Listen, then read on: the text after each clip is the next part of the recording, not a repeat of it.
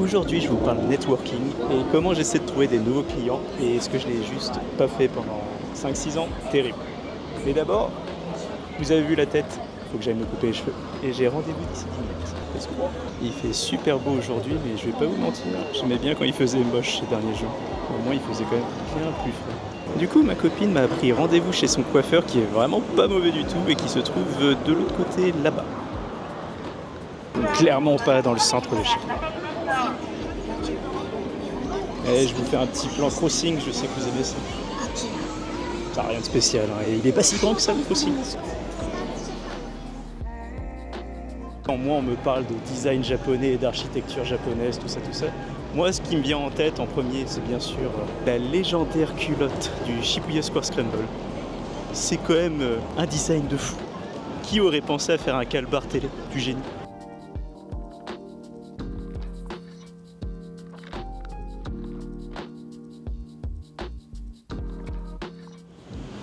Bon, il est temps d'aller me racheter un style capillaire. À toutes.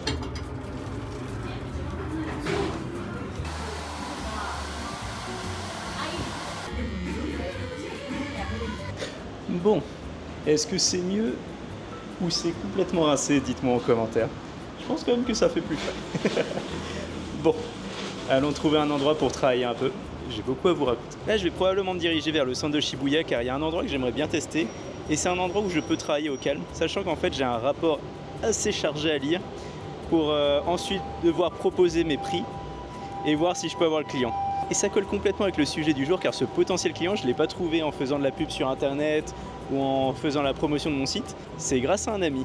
Et c'est là où c'est important, c'est que ces derniers temps j'ai réalisé qu'en fait le networking, je sais que tout le monde me disait que c'était super important, mais il y a une différence entre s'en rendre compte et vraiment l'appliquer.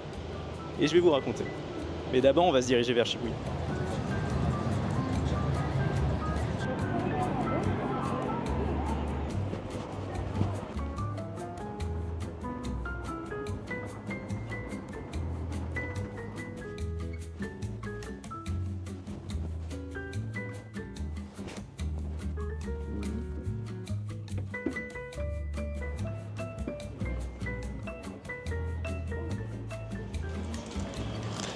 Avant de travailler, on va voir ce qu'on nous propose à bouffer.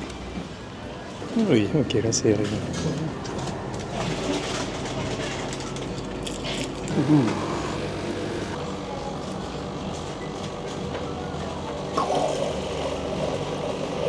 Et il y a même des snacks, mais je pense qu'on va éviter pour aujourd'hui. Peut-être juste un petit peu. Ah ouais, il y a quand même du... Putain, il y a même du popcorn. Ah, quoi que des banana chips. Vas-y, juste un petit peu.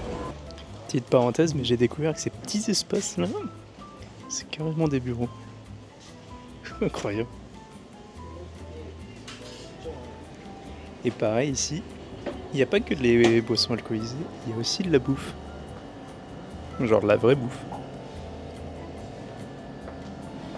Petit riz cantonais. Et autre joyeuseté. C'est cool en vrai. On peut même se prendre une petite table avec une vue sur le crossing. Très sympathique. Et quand même bien plus tranquille ici. Je me concentre un peu et je vous parle après, ok?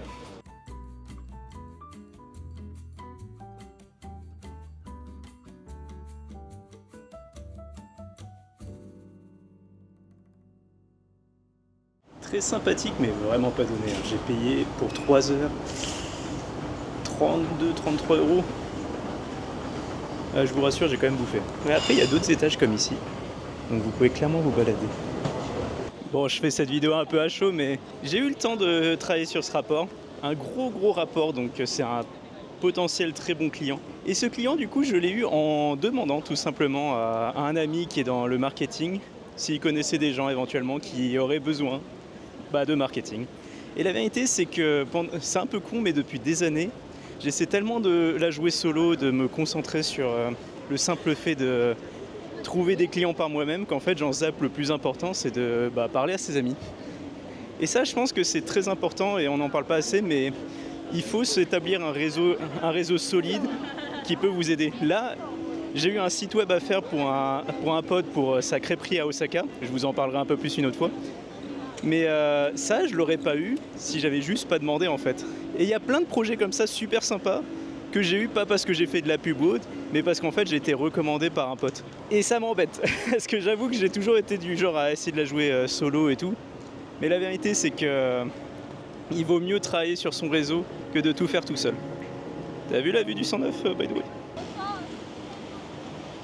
Là, on sera beaucoup plus tranquille. Non, en vrai, si vous êtes déjà demandé pourquoi il y a ce mec-là qui n'est pas très intelligent, mais qui arrive constamment à gérer les meilleurs plans, les meilleurs business, à avoir littéralement être riche alors qu'il n'a pas l'air si intelligent que ça, c'est peut-être parce qu'il est très social. Il y a toutes sortes d'intelligences, et il y en a une dont je suis pas très intelligent dedans, c'est l'intelligence sociale. Et je pense que c'est ce qui domine le monde, c'est-à-dire qu'il faut essayer de faire du réseautage, il faut parler aux gens, il faut discuter, il faut échanger constamment, savoir qu'est-ce que les gens deviennent. Moi, j'avoue que j'ai une sale tendance à constamment rester un peu dans ma bulle, à être un peu plus dans ma zone de confort. D'ailleurs, c'est pareil sur Twitch, sur YouTube et tout ça. Je ne collabore pas trop parce que ça me met mal à l'aise. J'aime pas être faux dans mes interactions. Mais sans aller jusqu'à être faux dans les interactions, c'est quand même important de garder contact avec les gens. Et je pense que j'aurais eu beaucoup plus d'opportunités par le passé si j'avais été beaucoup plus en contact avec des anciens, par exemple, de ma promo.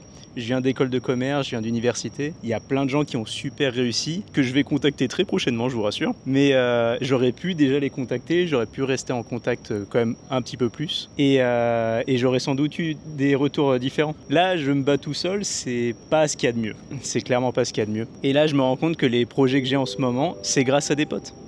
Tout simplement. Donc bien sûr, on n'a pas tous des potes qui peuvent nous aider dans toutes les situations. Mais c'est libre à vous en fait d'aller les chercher. Vous pouvez aller dans des meet-up, vous pouvez rencontrer des gens à des événements X ou Y dans le monde, dans votre domaine de prédilection. Et essayer de faire un max de contacts. Échanger des cartes de visite à l'ancienne. Ici au Japon, on appelle ça des meishi et on les échange tout le temps. Mais il ne faut pas non plus casser les pieds aux gens. Il faut qu'idéalement vous puissiez apporter quelque chose également à la personne. C'est pour ça que là, je suis en train de réfléchir à ce que je peux apporter aux gens avec qui je vais discuter pour que ça donne plus cette impression que c'est moi qui leur donne une faveur plutôt que l'inverse en fait. Du coup, j'essaie de voir si je peux offrir par exemple une consultation en marketing gratuit, si je peux les aider à entrer sur le marché japonais s'ils sont sur d'autres marchés.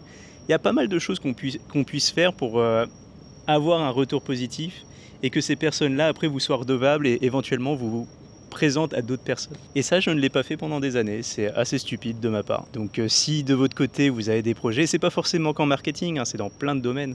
En vrai de vrai, quand vous essayez par exemple de postuler à des jobs sur internet, il y a très peu de chances que vous ayez un job. Mais assez souvent, vous allez toujours entendre parler du pote d'un pote qui a eu tel ou tel job. Mais c'est ça l'histoire, c'est que c'est pote d'un pote. Et c'est souvent du networking.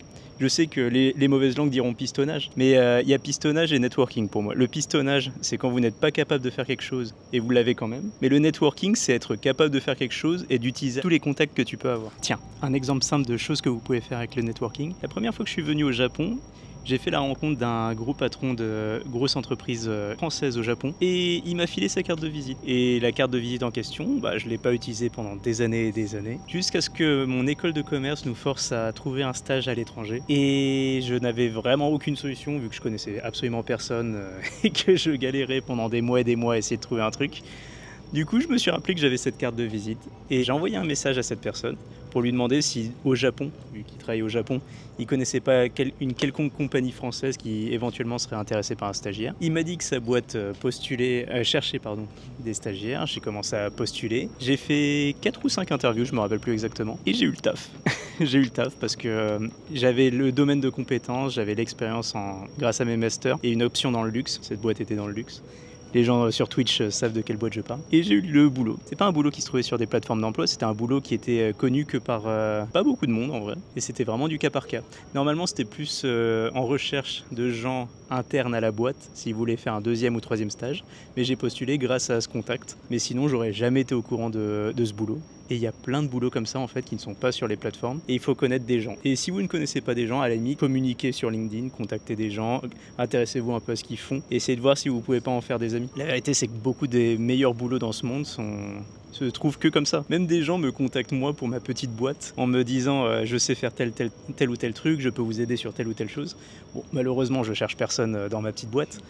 Mais vous voyez, c'est quand même la bonne idée en fait, c'est de vraiment essayer de chercher directement en discutant avec les gens, pas en cherchant sur les plateformes d'emploi. Ça ne sert pratiquement à rien malheureusement.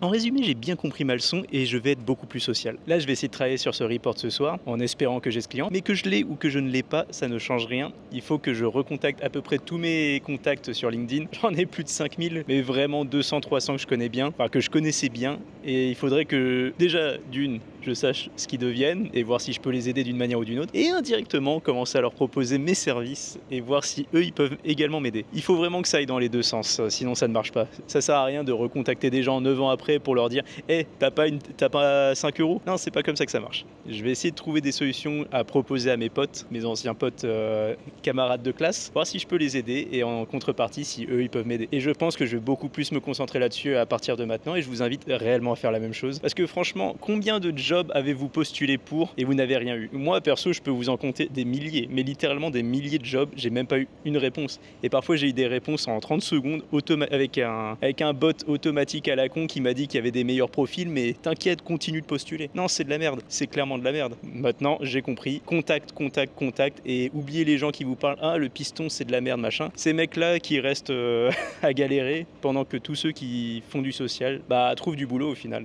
Voilà, c'était mon petit commentaire du jour. Désolé, hein, c'est clairement pas une très longue vidéo cette semaine parce que j'ai énormément de boulot et comme je l'ai dit, il faut que je travaille sur ces reports et sur pas mal d'autres trucs. Mais vous voyez à peu près l'état où j'en suis en ce moment niveau boulot et c'est plutôt positif. Donc déjà, j'ai changé ma mentalité et j'espère que ça va porter ses fruits. Je vous dis à la semaine prochaine pour une vidéo sans doute un petit peu plus longue, Mata Kondo. Abonnez-vous et merci d'être fidèle.